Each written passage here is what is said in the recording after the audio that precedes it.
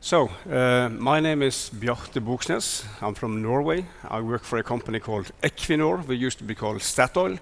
I'll come back to that company a little bit later. I'm also the chairman of the Beyond Budgeting Roundtable, and it's Beyond Budgeting I'm going to talk about today, what it is and how we are doing this at Equinor. That's basically the outline for today. Every time I talk about Beyond Budgeting, there's one word that keeps coming up. It's the word control. And it is a fear of losing control. And when I hear that, I often ask people, okay, what do you mean with control? And everybody says cost control. But if I ask if this goes beyond cost control, very often people go silent. They can't define what they mean with this word that they are so afraid of losing. And I find that quite interesting. So let's take a look at the definition of control. Oxford Dictionary. It is the power to influence or direct people's behavior or the course of events. And what does this mean in business terms? That means controlling people and controlling the future. And what you see here is what underpins everything in traditional management. It is the beliefs that people can't be trusted and that the future is predictable. And both of those are illusions of control. Well, of course, people can be managed, but if people are managed in stupid ways, they find their way around in order to get their job done. And when it comes to the future, the only thing we know is that we don't know. Many people agree on what I'm saying here. When it comes to people, good old Peter Drucker, most of what we call management is about making it difficult for people to do their job. And I would very much agree. Sometimes that is the problem. We manage too much. When it comes to the future, predicting the future, corporate planning, there was a guy called Russell Eckhoff who compared corporate planning to a ritual rain dance. It has no effect on the weather, but those who engage in it think it does. And trust me, I have done a lot of dancing in my life. My first management job, 1984, was head of the corporate budget department at Equinor, or Statoil as we would be called back then. I have done a lot of stupid things in my life. All right, so much for wise people. Imagine an organization that 100 years ago invented a fantastic machine. State of the art and key to the success of this organization. 50 years ago, this machine started to make some trouble, and today it is completely broken, kaput. It looked like this. You will all understand that this can't be a true story, at least not the last part of it, because in real life, wise people would have gotten together 50 years ago and done something with it, maybe try to fix it, or even better, try to invent a new machine. Because innovation is something we all love, right? Innovation is great. We want to be leading edge, unique, right there in the forefront, better than everybody else. Wonderful. But that enthusiasm for innovation seems to be limited to technology innovation, maybe product innovation, services innovation. But there is also something called management innovation, exploring new ways of leading and managing, like we are going to talk about today. And management innovation, that is not great. That is scary. Kicking out the budget, are you crazy? The consequence of this is that it's very crowded on the left-hand side. Everybody is into technology and product innovation. All our competitors, everybody. Management innovation, that is not yet a crowded place because it's scary. And that is good news for brave companies who dare to explore, embrace also this kind of innovation, because you can get just as much performance, competitive advantage out of management innovation as you can from technology and product innovation. And there are companies out there who openly admit that we have no advantage in what we produce and what we sell. We find it in the way we lead and manage. So that performance word is important. That is the only reason why we embarked on our Beyond Budgeting journey back in 2005, because back then we believed this would be good for performance. Today we know. So I'd like to talk more about that important word, but let's leave our organization for a few minutes. Let's take a trip out in traffic. Because in traffic, we would also like to experience good performance. And what I want to experience in traffic when I'm out driving is a safe and good flow. I simply hate traffic jams. And by the way, I never understood why they call it the rush hour. There's no rush at all. Those cars are standing dead still, but there's so much I don't understand. But I think traffic authorities want the same, and this is something we often meet, put up by traffic authorities to create the safe and good flow. 2 questions here. And by the way, this is the good old-fashioned traffic light. There is no sensors, no high-tech, okay? 2 questions. Who is in control here? Who makes decisions about when you can drive and when you have to stop? Well, that is the guy who the person that programmed this light. And where is that person as you sit there waiting for green light? Somewhere else, right? I don't think there's anybody sitting inside that pole. I never checked, but I don't think so. Which information would this programming be based on? It would be based on some historical trends, maybe some forecasts about how traffic will develop here. But would this be entirely fresh information as we sit there waiting? Of course not. So here we have a management model where the manager is absent and decisions are based on somewhat outdated information. But again, the best of intentions. Fortunately, there is a very different model with exactly the same purpose. We are talking about the roundabout. Same questions here, very different answers. Who is in control? Well, we are as drivers. And which information do we use to make decisions? Fresh, real-time, current information. So very different answers. So maybe we should compare a bit more these 2 ways of managing. And I've got a few leading questions for you here. Which of these 2 is normally most efficient? It's proven. It's the roundabout. It's also safer, in case you don't know. Which is most difficult to drive in? Which takes most competence? Well, of course, there's a roundabout. And going back to our organizations, everything we need to leave behind of traditional management is, in many perspectives, much easier for everybody involved than what we need to move towards, right? But we can't go for what's easy because it's easy. We have to go for the stuff that's good for performance, defined in the right way. Leadership is not meant to be easy. Last question before we leave, or last question here. Is it relevant to talk about values in this setting of traffic? At Equinor, we have something we call the Equinor book. It's our most important document. It talks about what we believe in, how we work. And this book talks a lot about values-based management. And the opposite we can maybe call, a bit simplified, rules-based management. The traffic light is a good example of rules-based management, right? Red is stop, green is drive. We can always discuss yellow. But beyond that, very simple rules. And if there is a value set, a mindset among drivers waiting for that green light, which is about me first, I don't care about the rest, that mindset is not a big problem ahead of that light or in front of that light. But in the roundabout, me first, don't care about the rest can actually be a big problem. Because here we are much more dependent on everybody involved sharing a positive wish or purpose of wanting this to flow well. We have to interact with people in a very different way. We have to help each other, right? So it's not enough with fresh information authority to act on it. We also need a positive value set. A few other relevant words here. Trust, of course. We are not trusted to make decisions in front of that light. In the roundabout, we are trusted. Transparency, another important word. Transparency is not important in front of that light. The only thing you need to see is the color of the light. In the roundabout, you need to be able to see everything to make the right decision. And last but not least, in the roundabout, you have to be present. Ahead of that light, you can sit and doze off and listen to the radio and let the mind wander. You have to be on in the roundabout. Words are important when it comes to this stuff. And there are some words and labels in the corporate language I don't like. Well, many actually. One of those is performance management. I don't like it because I find it quite negative. And I also think there's a quite of illusions of control into it. I think our ability to manage performance in today's business and people realities is quite limited compared to what we often like to think.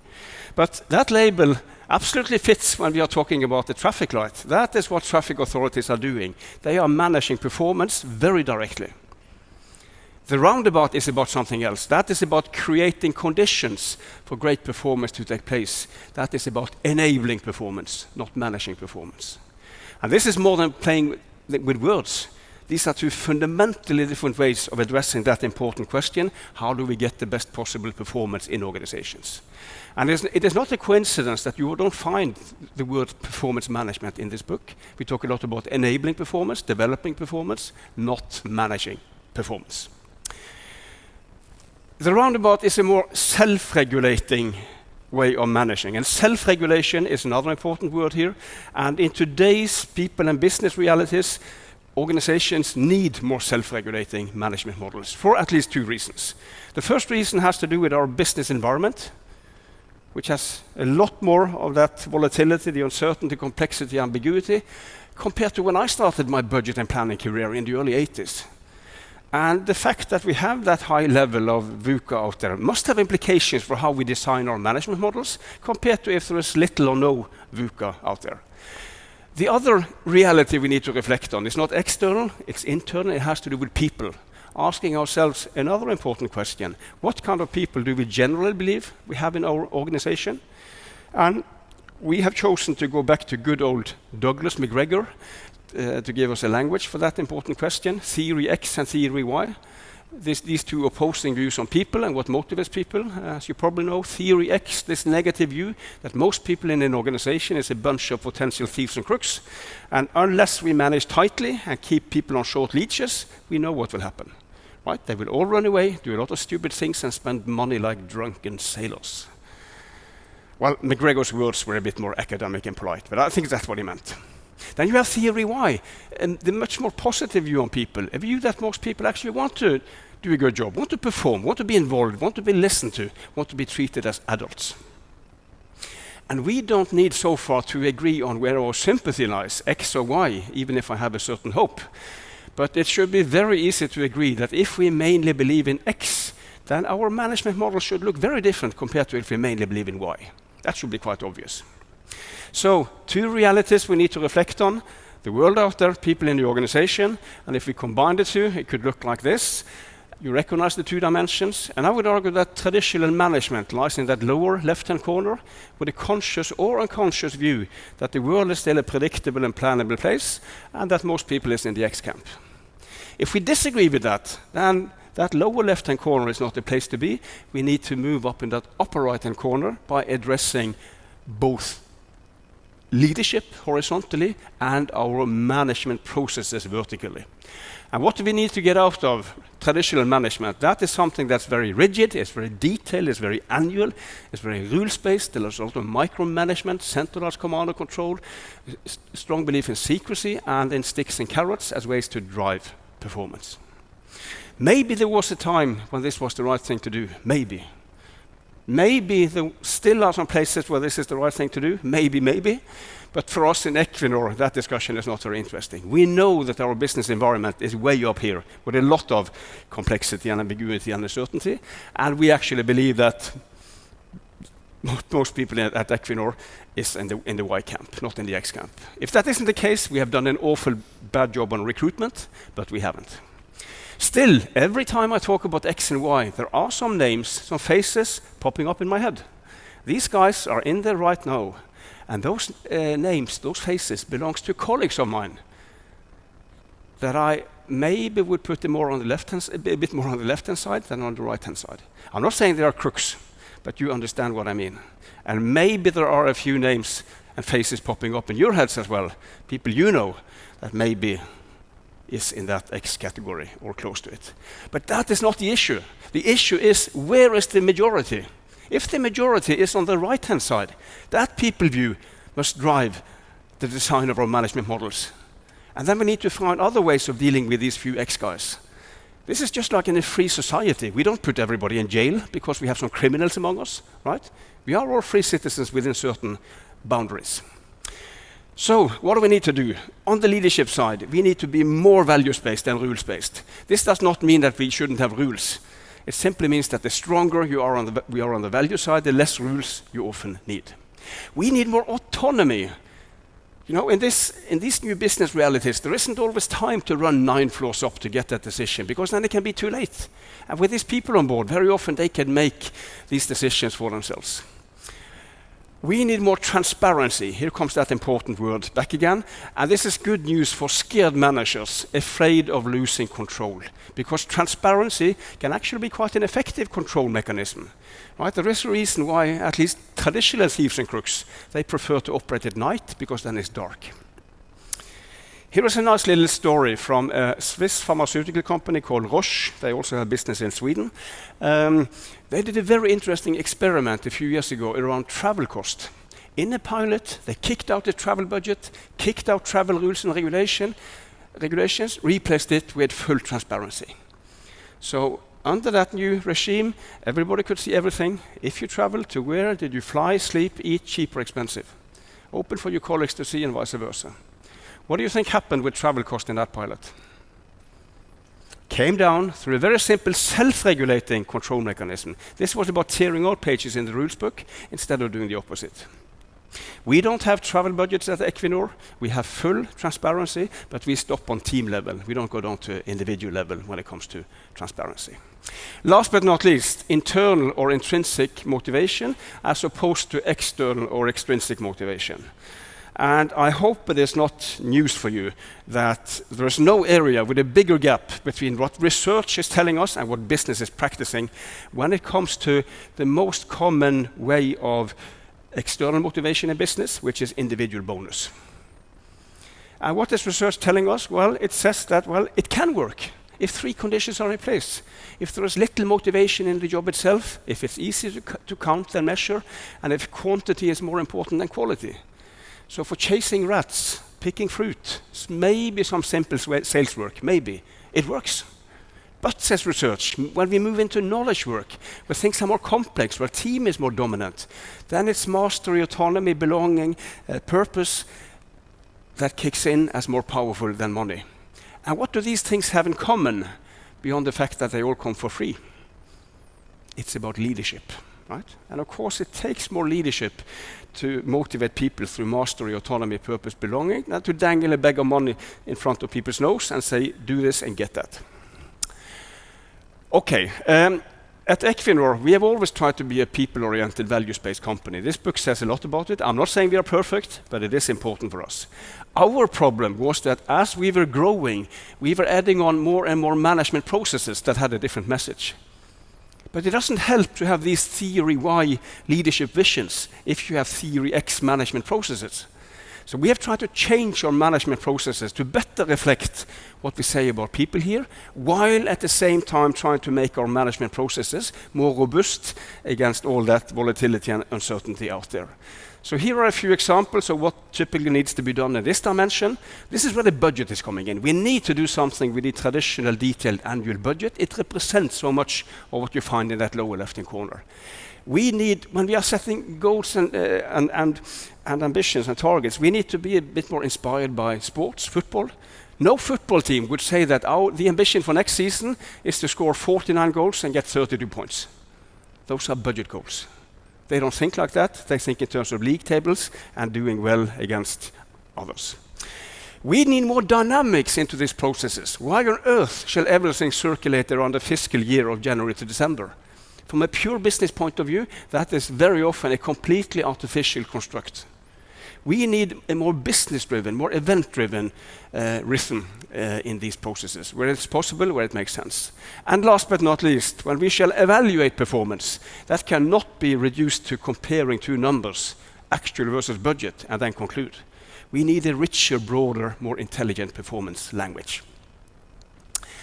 And this, my friends, was a crash course in Beyond Budgeting, or business agility, as I've called it here. This is what Beyond Budgeting is about. It is this simple and this difficult. It is about changing both leadership and management processes in order to become more adaptive and more human. Not necessarily as a goal in itself, but this is what it takes to survive and thrive and outperform in today's and tomorrow's business realities. A number of companies are on this journey in some form or shape, and here are some of them. And I could have talked for hours about fantastic management innovation taking place. We don't have the time, so just a few quick examples. Let's start in Norway. There is a company up in the upper left-hand corner called Miles, Norwegian IT company with also activities in the Baltics, South Africa, and India. Miles have no budgets, no targets. Just a lot of great performance. They are growing fast. Growth has never been a goal. It's a consequence of doing well. Their most important process is recruitment. Very simple philosophy. If we get it right at recruitment, the rest follows. So when they recruit, they never take less than 10 references. And when management interviews, the whole interview is about the candidate's values and beliefs and attitudes. They don't talk IT at all. They leave testing of IT skills to people already on board. They can check for that. And by the way, they have a veto right. If they say no, it's a no. Doesn't matter what management is saying. If you work for miles, you can buy whatever PC you want, as expensive as you want, replace it as often as you want. No PC budgets. You can attend whatever conference, seminar you want, as often as you want, wherever in the world. No travel budgets, no training budgets. But there's not an anarchy. When you have bought that PC, when you have returned from that training, you need to post on the intranet what you did and the cost of it. So transparency is their only control mechanism, nothing else, and it works wonderful. I hope you know, since we are in Sweden, that the veteran and the pioneer in the beyond budgeting movement is Handelsbanken, the bank on the top of the list here. 850 branches in Scandinavia and some other European countries. It has for long been the fastest growing bank in the UK, in case you didn't know. And I don't have time to run the full story, but Handelsbanken has no budgets, no targets, no individual bonus.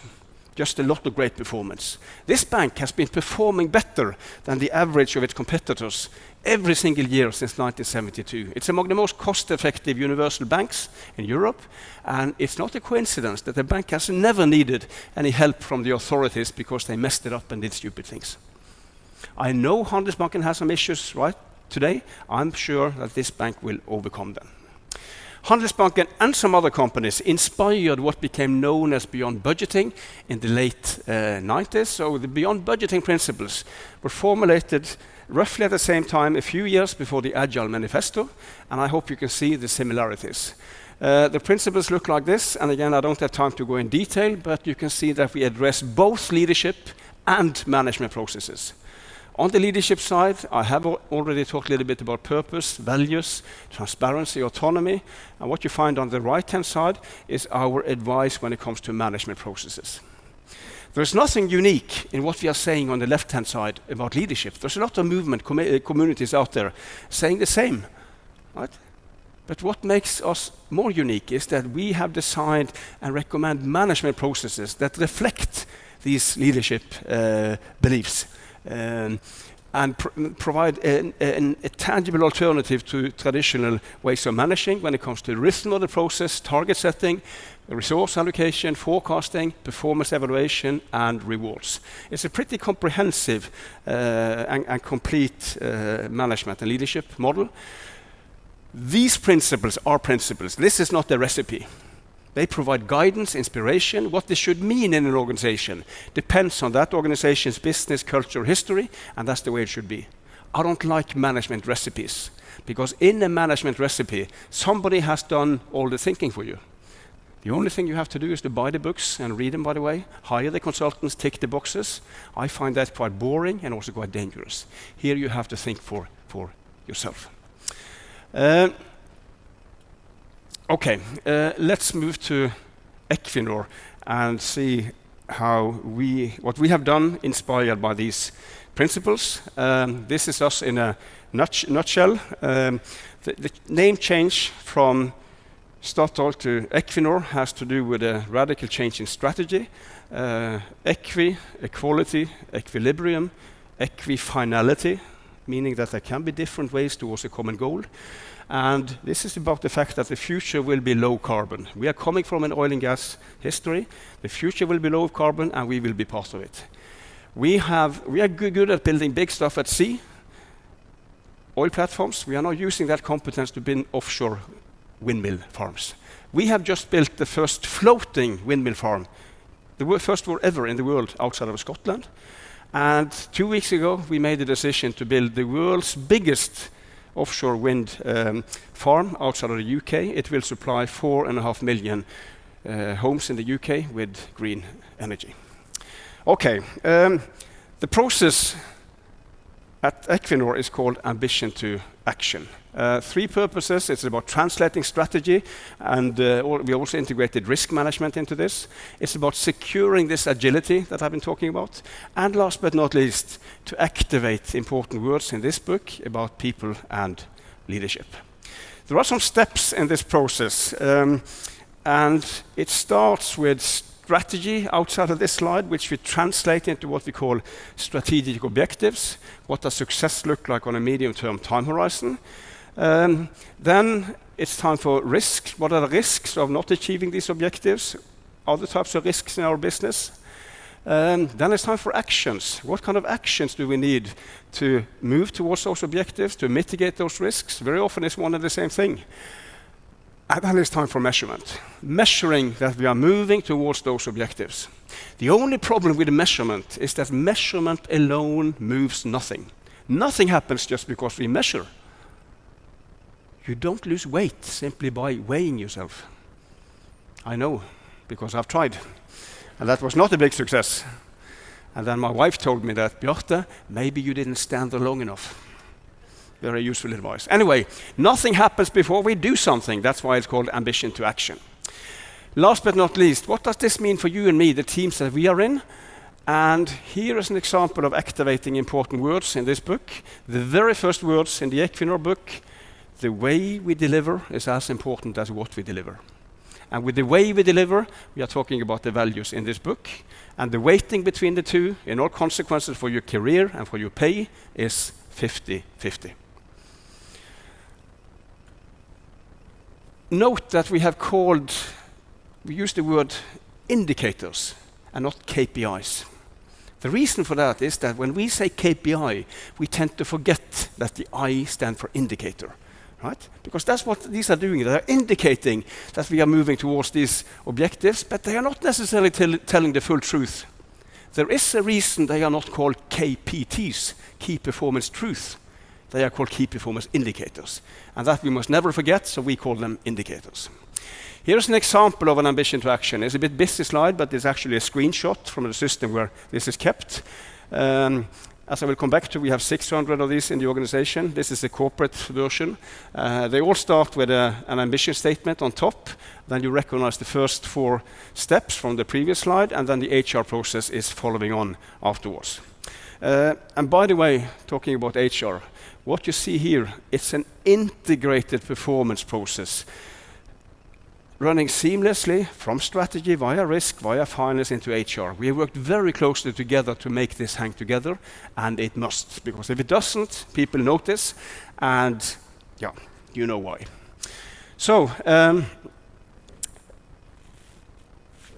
ambition to action, and we have, and by the way, the thinking behind here is that, I don't know if you can see, but it says finance at the bottom. So yes, it is about creating value. We will never create value unless we do well towards customers and markets. That will never happen unless we are good on operations. That will never happen unless we do well on people and organization. And in our case, safety and sustainability, extremely important. So 600 of these. And let me spend a few minutes on this, because here is also an example of how we are trying to be different.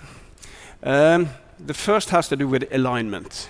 How do we create that red thread throughout? We have a strategy that we want to execute. How do we create alignment? There is an easy way, which is the wrong way, and that is top-down cascading. Us sitting at corporate level and simply instructing all the way down throughout all the 600, this is your content. Right? And especially when it comes to the numbers, right? These are your numbers. The problem with that is that in our culture, that top-down cascading easily destroys everything related to involvement, motivation, commitment. If your own ambition to action out there only becomes a landing ground for instruction from above, that commitment and motivation walks out the door. And these teams use their creativity and innovation to find a way around in order to get the job done. That is not how we want people to spend their creativity. We finance people, we tend to like that kind of top-down cascading, because afterwards we can add up all the local numbers and it matches the corporate number down to the last decimal, and we can sleep well at night. We are going to deliver because it all hangs together. Again, I wish it was that simple, and it isn't. You can't apply an accounting mindset into this. We still need alignment. We create that through what we call translation instead of cascading. And that means that when a unit out there shall make their own ambition to action, they would look around, one level up, maybe further up, maybe all the way to corporate, left and right if they have business relations this way. And then the team would have a deep and good discussion. What shall our ambition to action look like to support those that we have around us when it comes to ambition level, when it comes to direction? If such a translation should go wrong, of course, the level above should do what they are paid for, but it's not a big problem at all. And the reason is, or one key reason is transparency.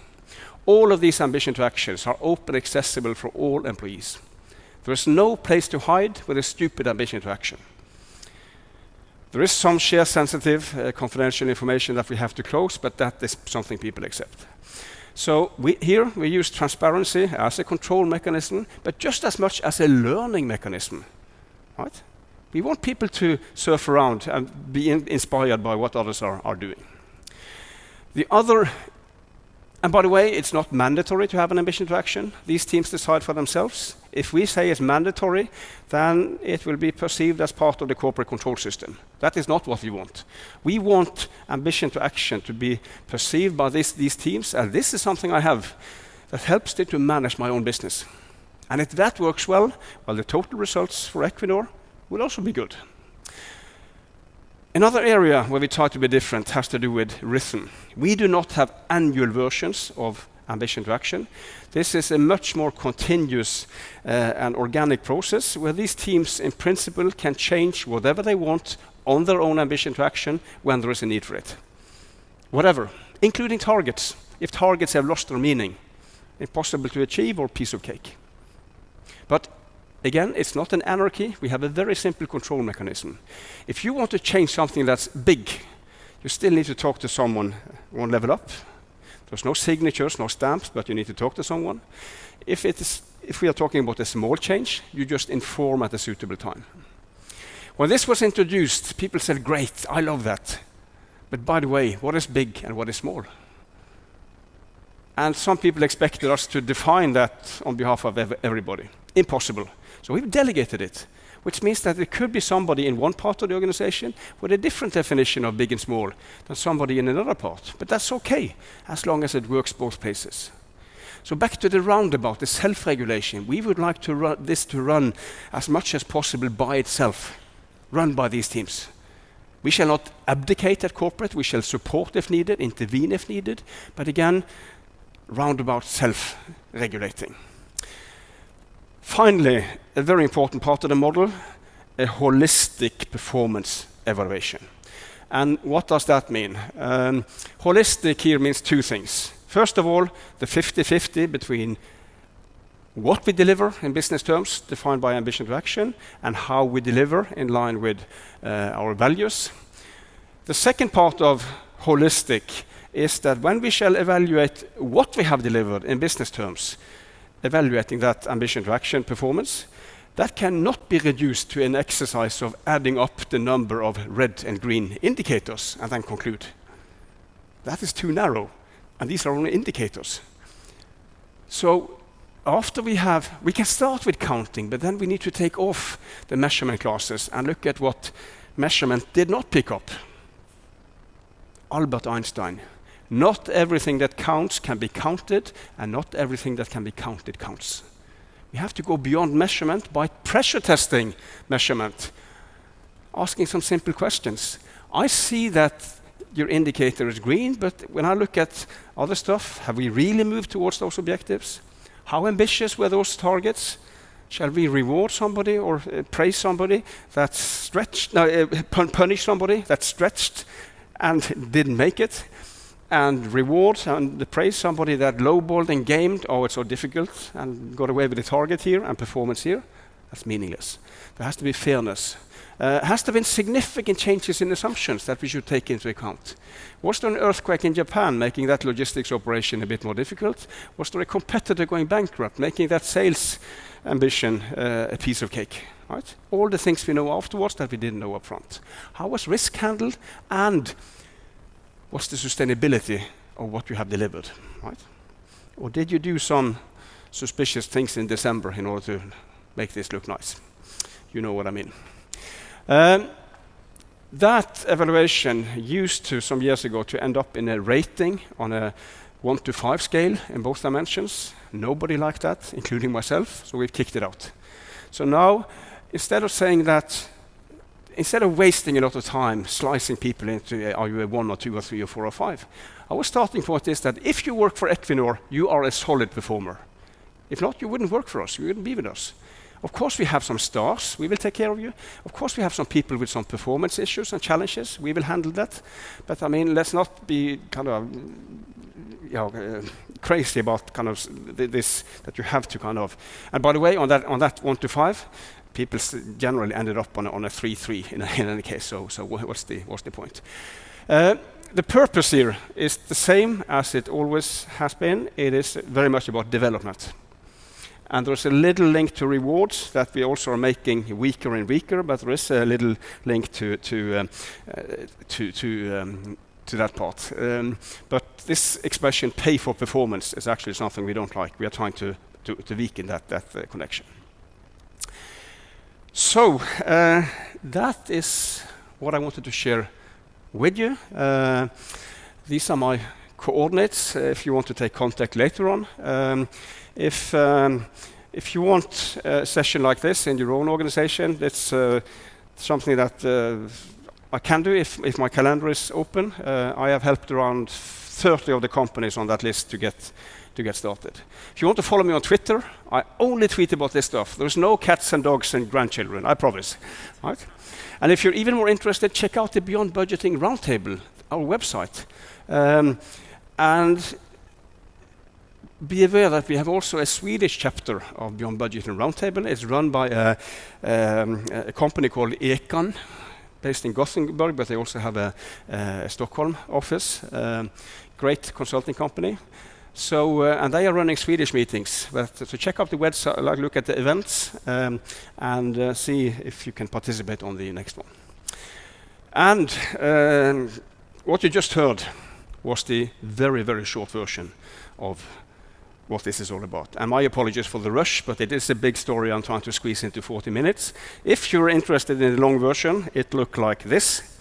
I've written the book I wanted to read myself. This is not very academic. It is a story from the trenches, and actually a story from the 2 times I've been involved in doing this, because my journey actually started in 1995 in a company called Borealis that also has activities in Sweden, up in Stenungsund, where we got a chance by coincidence to kick out the budget already in 1995, and we grabbed it, and it worked.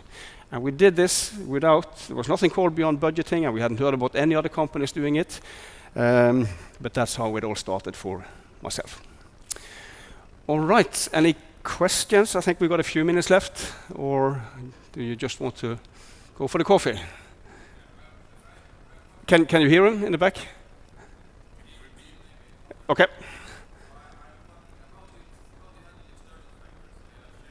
Yeah.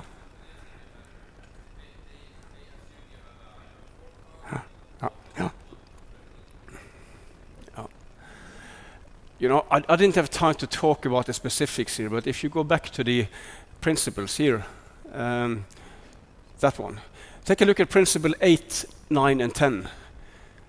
Those are the 3 purposes of a budget: target setting, forecasting, resource allocation. In a budget, it's all squeezed into one set of numbers in one process. In Beyond Budgeting, we separate the 3 so that we can improve, because these are different things. A target is what we want to happen. A forecast is what we think will happen. And resource allocation is about what we need to, or how do we optimize scarce resources so that we can get to where we want. And by separating, we can improve each one. So we have much better forecasts today than what we had, which we, if needed, can share with the outside world. So we often get that question, what about banks? What about the market? That's not an issue at all. Of course we've had challenges, but 99.5%, they are internal and they sit up here.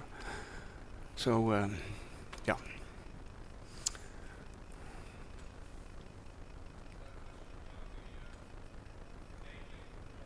Yeah.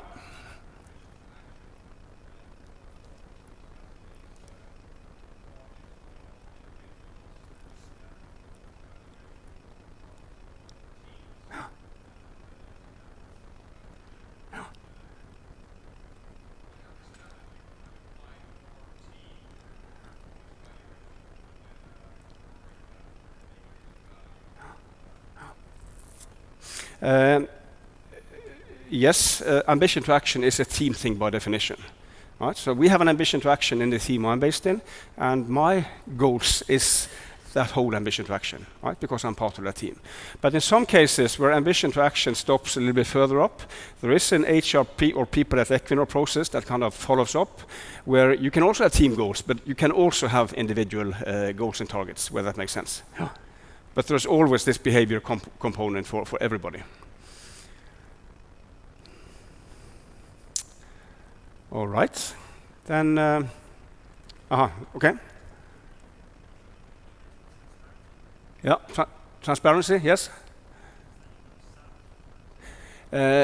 No, but in Norway, the authorities are doing that job for us, because you can check up salaries through the tax authorities' webpage.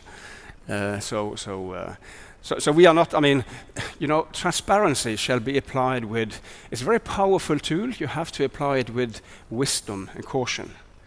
Because if it becomes naming and shaming, it doesn't work, right? So you should use it where you see that it can stimulate learning and be a gentle control mechanism. But you have to apply it with wisdom. Yeah. All right, thank you very much.